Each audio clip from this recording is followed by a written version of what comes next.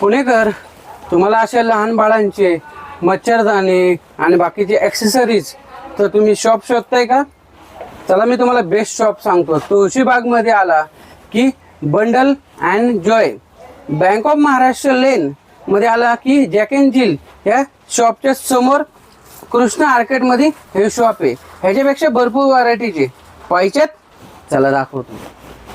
Me Akash Agarwal, bundles and जॉयमध्ये तुमचं स्वागत आहे. न्यूबॉर्नसाठी आपल्याकडे बेडिंग आणि फीडिंग आणि भरपूर ॲक्सेसरीज आलेले आहेत, ते आपण दाखवूयात. जसं हे स्लीपिंग बॅग आलेलं आहे, हे प्युअर कॉटनमध्ये आहे. 3-in-1 कॅरीकॉट म्हणतात त्याला. हे आपण असं चेन काढून पण यूज करू शकतो. हे कॅरीकॉटसारखंही पण यूज करू शकतो आणि दोन्ही चेन काढल्यानंतर हे बेड होऊन जातं. त्यानंतर हे नेट बेड आहे, हे बेबीसाठी एकदम प्युअर कॉटनमध्ये येईल. कम्प्लीट वॉशेबल आहे. ह्याच्यामध्ये आपल्याकडे कलर्स पण अवेलेबल आहेत. त्यानंतर हे फीडिंग पिलो आहे मदरसाठी विथ अटॅच पिलो. हे पिलो आपण काढू शकतात आणि विथ बॉटल पॉकेट्स. त्यानंतर बेबीसाठी आपल्याकडे सॉफ्टमध्ये एकदम टॉवेल्स आलेले आहेत.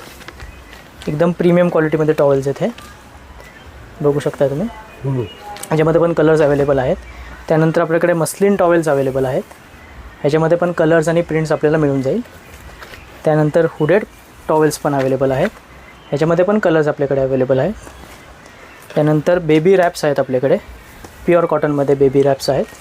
तसेच आपल्याकडे स्वेडल रॅप्स पण मिळून जातील मस्लिन कॉटनमध्ये. ही मदर बॅग आहे आपल्याकडे. हे 3 pockets insulated 3 pockets mother bag आहे. ह्याच्यामध्ये 22 लिटर्सची कॅपॅसिटी आहे विथ अटॅच बेल्ट्स.